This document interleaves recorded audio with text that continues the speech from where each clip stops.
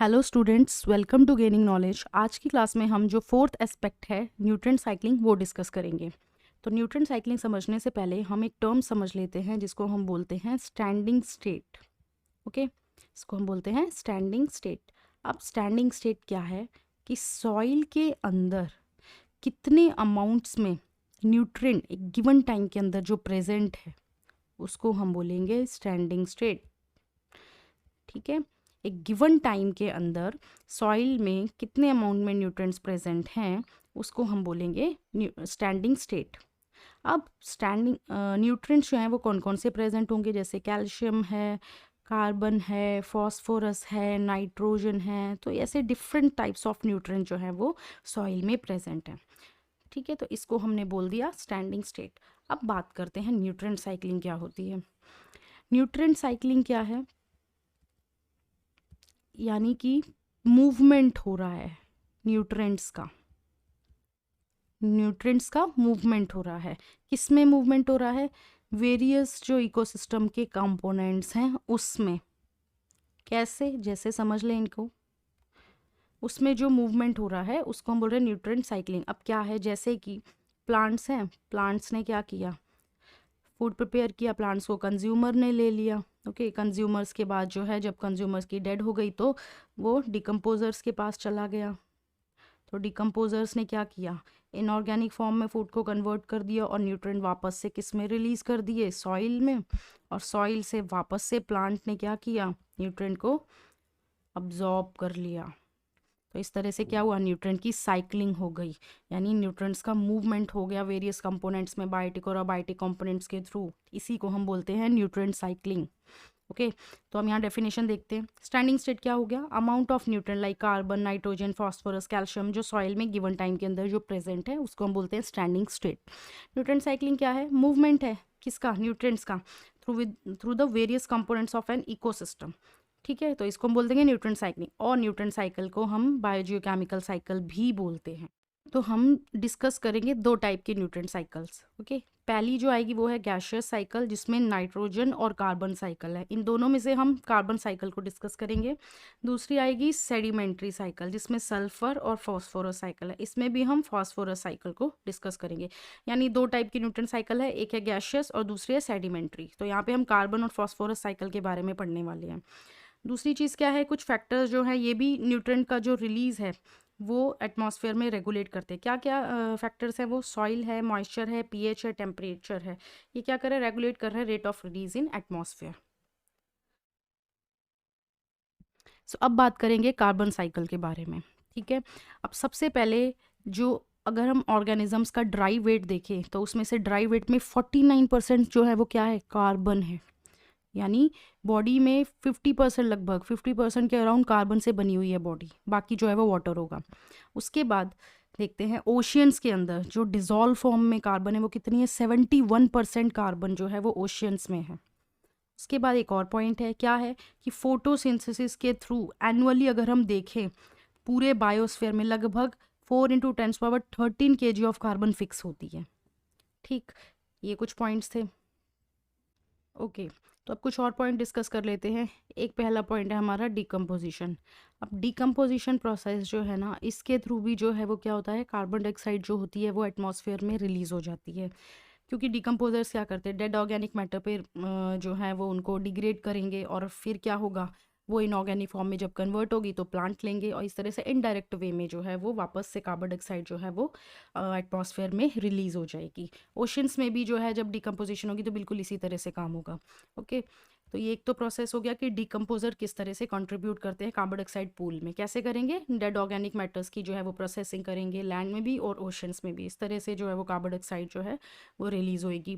बिल्कुल इसी तरह से रेस्पिरेशन जो है, जैसे एनिमल्स जो है वो रेस्पिरेशन करेंगे तो कार्बन डाइऑक्साइड का अमाउंट जो है वो बढ़ता चला जाएगा। तो रेस्पिरेटरी एक्टिविटीज़ जो होंगी कंज्यूमर्स की, प्रोड्यूसर्स की, अमाउंट ऑफ कार्बन डाइऑक्साइड वापस जो है एटमॉस्फेयर में पहुंच जाएगा।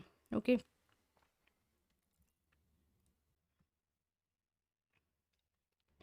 आगे कुछ और पॉइंट्स देखते हैं। जैसे कुछ अमाउंट की कार्बन डाइऑक्साइड जो होती है वो सेडिमेंट्स में लॉस हो जाती है और सर्कुलेशन से, यानी जो साइकिल चल रही है ना उससे जो है वो रिमूव हो जाएगी, यानी एटमॉस्फेयर में नहीं जाएगी, वो सेडिमेंट की फॉर्म में जो है वो लॉस हो जाएगी। ओके, तो ये भी एक चीज़ होगी। जैसे कुछ भी सेडिमेंट्स इनऑर्गेनिक जैसे डिकम्पोजिशन हुआ तो कुछ जो है वो सेडिमेंट बन के ख़त्म हो जाएगी, वो फिर जो है वो वापस से जो है वो एटमॉस्फेयर में नहीं पहुंचेगी। ठीक। दूसरा क्या है, जो मेन सोर्स है कार्बन डाइऑक्साइड की एटमॉस्फेयर में रिलीज होने के, वो क्या होंगे, बर्निंग वुड की, फॉरेस्ट फायर, वोल्केनिक एक्टिविटीज़, ये सारी जो हैं ये क्या करेंगे, कार्बन डाइऑक्साइड को एटमॉस्फेयर में रिलीज कर देंगे, ये सारे सोर्सेज। सो अब इस फिगर के थ्रू भी हम कार्बन साइकिल को और समझ लेते हैं। जैसे कार्बन डाइऑक्साइड जो है वो एटमॉस्फेयर में प्रेजेंट है, ठीक है। कौन लेगा इसको, फोटोसिंथेसिस के लिए किसको चाहिए, प्लांट्स को चाहिए कार्बन डाइऑक्साइड, तो प्लांट्स ने ले ली, ठीक है। अब प्लांट्स को किसने लिया, एनिमल्स ने लिया, तो एनिमल्स ने क्या किया, रेस्पिरेशन की, रेस्पिरेशन के थ्रू वापस से कार्बन डाइऑक्साइड एटमॉस्फेयर में रिलीज कर दी। जब इन एनिमल्स की डेथ हो गई तो ये डेट्राइटस बन गए, और डेट्राइटस में कुछ जो ऑर्गेनिक डेब्रिस था उनकी जब बर्निंग कर दी गई तो वो कार्बन डाइऑक्साइड दोबारा से एटमॉस्फेयर में रिलीज हो गई। ये जो एरो है ये ऊपर की साइड होगा, ठीक है। तो फॉरेस्ट की बर्निंग, फ्यूल की, ऑर्गेनिक डेब्रिस, इन सब की बर्निंग से जो है वो कार्बन डाइऑक्साइड एटमॉस्फेयर में रिलीज हो गई। इसके साथ में जो बाकी डेट्राइट्स, कुछ डेट्राइटस के ऊपर क्या हो गए, डिकम्पोजिशन होगी बाय डिकम्पोजर्स, तो वहां पे इनडायरेक्ट वे में कार्बन डाइऑक्साइड जो है वो दोबारा से रिलीज हो जाएगी एटमॉस्फेयर में। और कुछ जो कार्बन डाइऑक्साइड होगी, जैसे कोल है, कोल जो है वो कार्बन डाइऑक्साइड का बहुत ही अच्छा सोर्स है, तो उसमें भी है, उसको डिफरेंट डिफरेंट पर्पसेस के लिए यूज़ किया जाएगा, तो वहाँ से भी कार्बन डाइऑक्साइड एटमॉस्फेयर में रिलीज होगी। जैसे कि combustion of fossil fuels vehicles के लिए, हीट, इलेक्ट्रिसिटी, इन सब में भी जो है वो कार्बन डाइऑक्साइड जो है वो एटमॉस्फेयर में रिलीज हो जाएगी। ऑयल और गैसेस फॉर्म में इंडस्ट्रीज से जो है वो कार्बन डाइऑक्साइड निकलेगी और एटमॉस्फेयर में रिलीज होगी। इसी तरह से लाइमस्टोन एंड डोलोमाइट, ये दोनों ही कार्बोनेट के मिनरल्स हैं, ठीक है। तो इन दोनों में भी जो है वो कार्बन डाइऑक्साइड काफ़ी अमाउंट में काफ़ी प्रेजेंट होगी, यानी ये भी जो है कार्बन का अच्छा सोर्स रहेंगे। इसके साथ अब हम बात करेंगे वाटर के अंदर। वाटर में क्या होगा, प्लैंकटॉन्स जो हैं ये फोटोसिंथेसिस करेंगे, तो इनको क्या चाहिए, कार्बन डाइऑक्साइड चाहिए, तो इन्होंने कार्बन डाइऑक्साइड ले ली। कुछ प्लैंकटॉन जिनकी डेथ हो जाएगी वो ऑर्गेनिक सेडिमेंट्स की फॉर्म में जो है वो लॉस हो जाएगी कुछ कार्बन डाइऑक्साइड इसमें से, ठीक है। जैसे हमने जो पॉइंट पढ़ा था कि जो कार्बन डाइऑक्साइड है वो कुछ फॉर्म में सेडिमेंट्स के फॉर्म में कुछ कार्बन डाइऑक्साइड लॉस हो जाएगी, तो यही होगा कि कुछ जो है वो सेडिमेंट्स की फॉर्म में कार्बन डाइऑक्साइड लॉस हो जाएगी, और बाकी जो प्लैंकटॉन्स होंगे वो फूड चेन के थ्रू फिशेस के पास जाएंगे। जब उनको फिशेस लेंगी तो फिशेस जब रेस्पायर करेंगी तो रेस्पिरेशन के थ्रू कार्बन डाइऑक्साइड वापस से रिलीज होगी, और कुछ फिशेस जब डेड फॉर्म में आ जाएंगी, यानी डिके फॉर्म में आ जाएंगी, यानी उनकी जब डेथ हो जाएगी, तो यहाँ पर भी क्या होगा, जो डिकम्पोजिशन प्रोसेस होगा उससे भी कार्बन डाइऑक्साइड वापस रिलीज हो जाएगी। इसी तरह से यहाँ पे भी जो कैल्केरियस सेडिमेंट्स हैं, यानी जो कैल्शियम कार्बोनेट के सेडिमेंट्स हैं, इसमें भी कुछ कार्बन डाइऑक्साइड लॉस हो जाएगी और वो सर्कुलेशन से रिमूव हो जाएगी, ये कोई यूज़ में नहीं आएगी।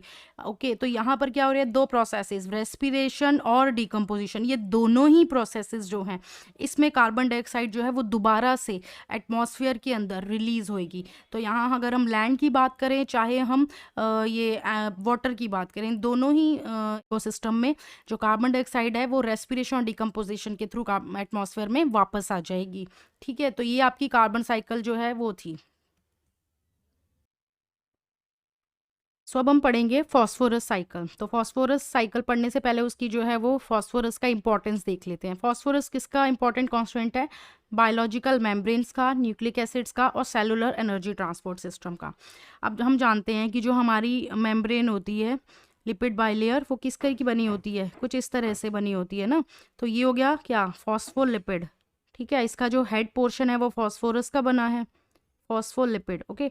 इसका जो हेड है ये फॉस्फोरस का बना और टेल जो है वो लिपिड की बनी हुई है। तो इस तरह से जो है ये जो मेम्ब्रेन्स रहती हैं इनमें भी जो है फॉस्फोरस प्रेजेंट होता है।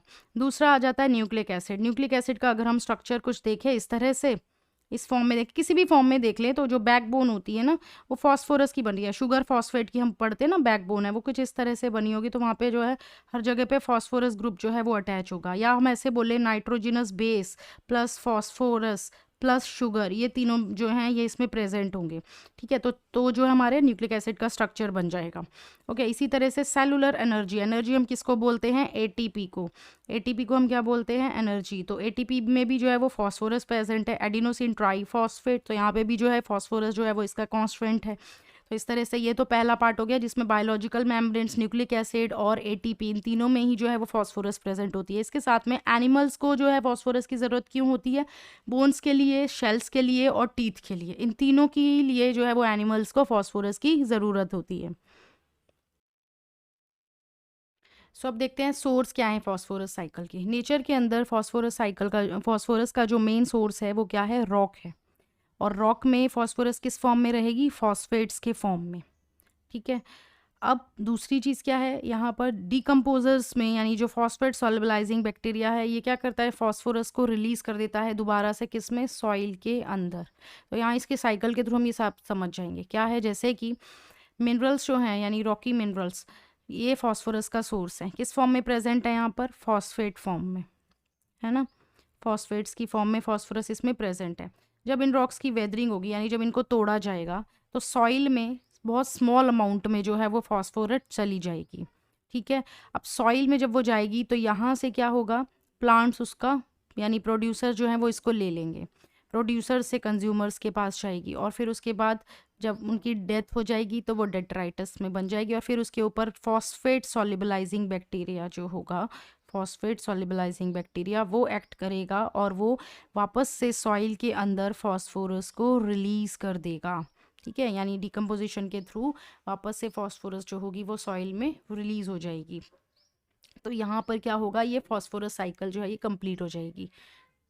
तो यही है आपकी फॉस्फोरस साइकिल। इसके साथ में हम फॉस्फोरस साइकिल और कार्बन साइकिल के बीच में कुछ डिफरेंस देख ले। क्या मेन जो डिफरेंस है वो, सबसे पहली चीज़, फॉस्फोरस जो है वो रेस्पिरेशन के थ्रू इन्वायरमेंट यानी एटमॉस्फेयर में जो है वो रिलीज़ नहीं होती, यानी इसका कोई रेस्पिरेटरी रिलीज़ नहीं है फॉस्फोरस का। दूसरा, रेनफॉल के थ्रू जो फॉस्फोरस आती है उसका जो अमाउंट होता है वो बहुत कम होता है कार्बन के कंपैरिजन। तो ये दोनों ही डिफरेंस है कि जैसे कार्बन जो है वो रेस्पिरेशन के थ्रू एटमॉस्फेयर में चल जाएगी, फॉस्फोरस का ऐसा कुछ भी नहीं होगा। दूसरा, रेनफॉल के थ्रू कार्बन का अमाउंट काफ़ी ज़्यादा आता है लेकिन फॉस्फोरस जो है वो बहुत कम अमाउंट में आती है, ठीक है। सो ये दोनों जो है ये आपके डिफरेंस हो जाएंगे। इसके साथ में ही हम ये न्यूट्रन साइक्लिंग कंप्लीट करते हैं। तो अगर आपको वीडियो पसंद आए तो लाइक शेयर सब्सक्राइब ज़रूर करें। Thank you for watching.